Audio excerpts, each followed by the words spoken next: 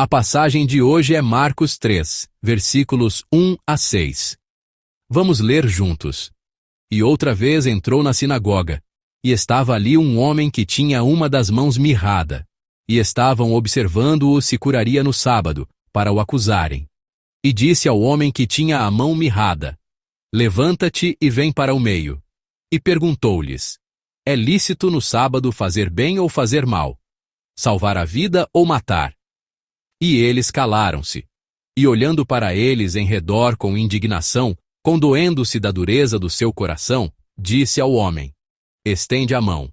E ele a estendeu, e foi-lhe restituída a mão, sã como a outra.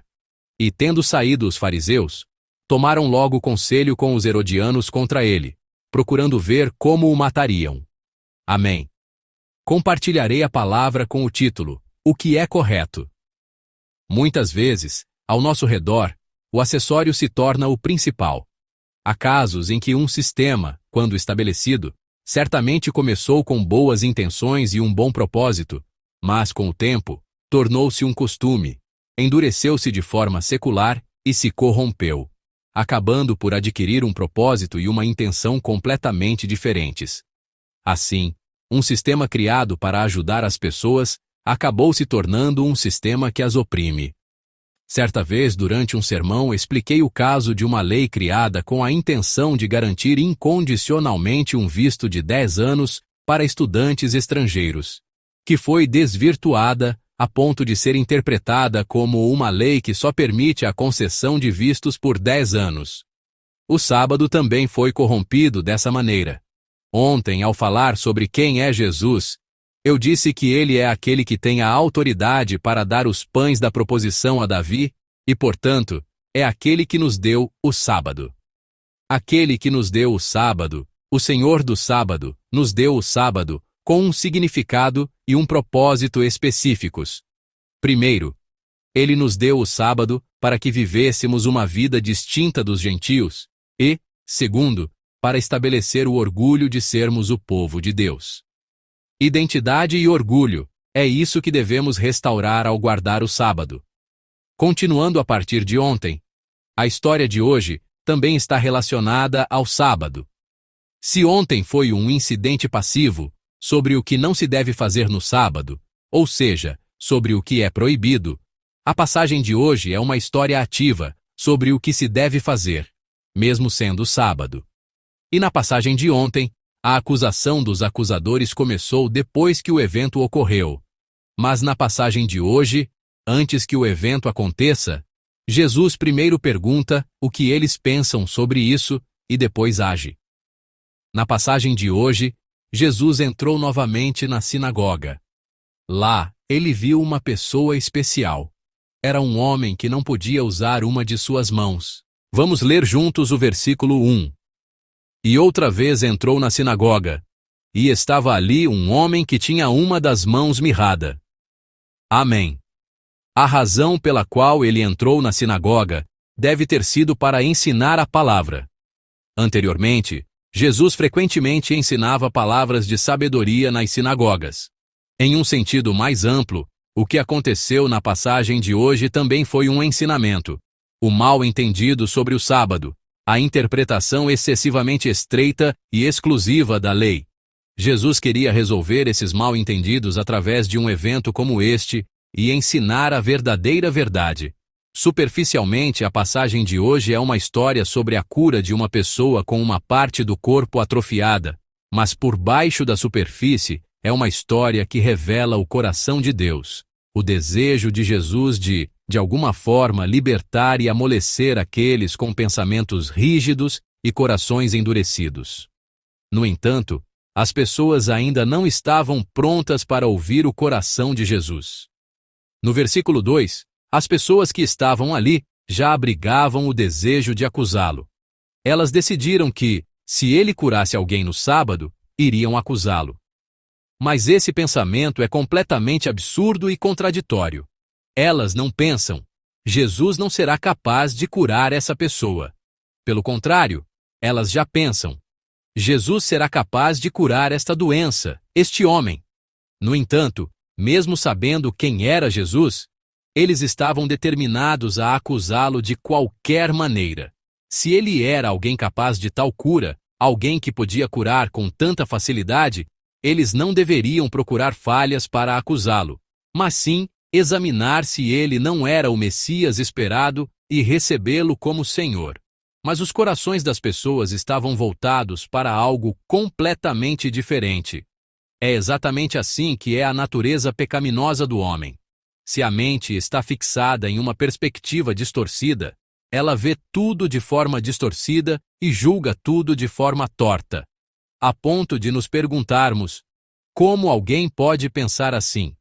Na verdade, se pensarmos sobre quem realmente tinha uma deficiência naquela sinagoga, não era o homem com a mão mirrada, mas sim aquelas pessoas que se consideravam alunos exemplares da religião e procuravam um motivo para acusar. Devemos ter muito cuidado para que não desenvolvamos um coração endurecido como este. Se pudermos apenas ver a situação como ela é, não abrigaremos tais sentimentos. Vendo alguém com a mão mirrada ser curado, não devemos pensar: ele curou no sábado, então devo acusá-lo. Precisamos examinar nossos corações todos os dias para ver se não temos tais preconceitos, se não temos um coração duro e endurecido. Precisamos sempre ter um coração aberto para que a palavra de Deus, a sua luz, possa influenciar nosso interior, não apenas examinando as palavras que queremos, mas permitindo que a palavra de Deus mude nosso coração e o amoleça. Se ele é alguém capaz de tal cura, não devemos ter a intenção de acusá-lo. Devemos ter a intenção de servi-lo como Senhor. Os fariseus na sinagoga haviam perdido completamente esse coração e ficaram aprisionados em seus próprios pensamentos pecaminosos, endurecidos ao extremo. Para essas pessoas que olhavam para Jesus com o coração pronto para acusar, com um coração distorcido, Jesus faz a seguinte pergunta. Vamos ler juntos o versículo 4. E perguntou-lhes: é lícito no sábado fazer bem ou fazer mal? Salvar a vida ou matar? E eles calaram-se. Amém. Ele pergunta o que é correto no sábado: fazer o bem ou fazer o mal? Salvar a vida ou matar? A resposta a essa pergunta é clara. O sábado foi dado para salvar vidas, pois a razão pela qual Deus nos deu o sábado foi para salvar vidas. Pensem na palavra que ouvimos no culto de dedicação do domingo passado. No sábado da criação, a vida flui dentro do significado da criação. No sábado da salvação, o coração do Pai, que restaura a vida, transborda do desejo de Deus de salvar a qualquer custo. Mas as pessoas não respondem à pergunta de Jesus, porque elas já tinham decidido a resposta. Como já tinham decidido a resposta, não podiam aprender mais nenhum ensinamento. Elas não eram pessoas que serviam a Deus, mas já haviam se tornado pessoas que eram seus próprios reis, servindo a si mesmas. Nós conhecemos bem o final desta história. O homem que tinha uma deficiência física foi curado. Jesus ordenou que ele estendesse a mão, e quando ele a estendeu, sua mão foi restaurada. Mas a história não termina aqui. Ela não termina como uma bela história de cura, uma história de restauração completa. O versículo 6 ainda permanece. Vamos ler juntos o versículo 6. E tendo saído os fariseus, tomaram logo conselho com os herodianos contra ele, procurando ver como o matariam. Amém. A Bíblia não deixa de registrar as ações dos fariseus após o fim desta milagrosa história de cura. Mesmo vendo esta obra milagrosa e surpreendente de Jesus, eles não respondem com fé. Vendo a obra da vida, o que eles estão pensando? Estão pensando na morte. Eles estão conspirando sobre como matar Jesus. Mas há algo ainda mais notável aqui. É que os fariseus não conspiraram sozinhos para matar Jesus. A quem os fariseus procuram? Eles vão até os herodianos. Esses dois grupos são completamente opostos um ao outro. Originalmente, esses dois grupos eram antagônicos. Os fariseus eram um grupo religioso que se opunha ao domínio colonial romano. No entanto, os herodianos não eram um grupo religioso, mas um grupo político com uma tendência pró-romana, uma organização que apoiava o domínio colonial romano. um grupo anti-romano e um grupo pró-romano. Mas o que eles estão fazendo agora? Eles estão unindo seus propósitos. Grupos com tendências completamente opostas se unem por um único objetivo. Esse objetivo é matar Jesus, o Senhor da vida. É exatamente assim que é a natureza pecaminosa do homem. Amados irmãos, esta é a natureza pecaminosa do homem. Mesmo testemunhando a obra milagrosa que salva a vida, as pessoas conspiram a morte, priorizando suas crenças e tradições religiosas. E unem forças com aqueles de tendências opostas. Na passagem de hoje, quem são as pessoas com a verdadeira deficiência? Não é o homem com a mão mirrada. As pessoas com a verdadeira deficiência são aquelas que, diante de tal obra de vida, reagem com a morte. Irmãos, vejamos também o estado da nossa fé. O Senhor pergunta: o que é correto? Nesta manhã, é correto vivermos em meio à ansiedade, preocupação, aflição e inquietação? Nesta manhã, mesmo com Deus ao nosso lado, é correto vivermos dominados pela preocupação e pela ansiedade, cativos da obra da morte? Através desta palavra de hoje, nosso Senhor está perguntando a cada um de nós: será que em nossa fé também não temos essa atitude endurecida e sem resposta? O coração de Deus está sempre voltado para nós.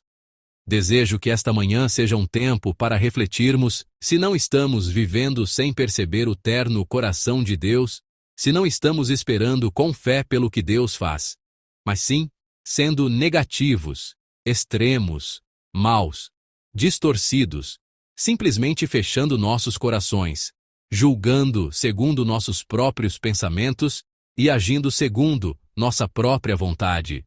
Desejo que reflitamos sobre nossas vidas, para ver se não estamos dominados pela ansiedade, preocupação, aflição e emoções que vêm de nossa própria vontade, em vez da paz de Deus. Hoje também, nosso Senhor caminha conosco em nossas vidas. Decidamos que não viveremos de forma licenciosa, como se o Senhor não estivesse conosco, nem nos sentiremos sozinhos como se estivéssemos por nossa conta. Que este seja um dia em que decidamos experimentar profundamente a obra de vida do nosso Senhor, vivendo essa vida em nossas ações e nos entregando a Deus. Que assim seja o dia de todos os nossos irmãos. Eu os abençoo em nome do Senhor.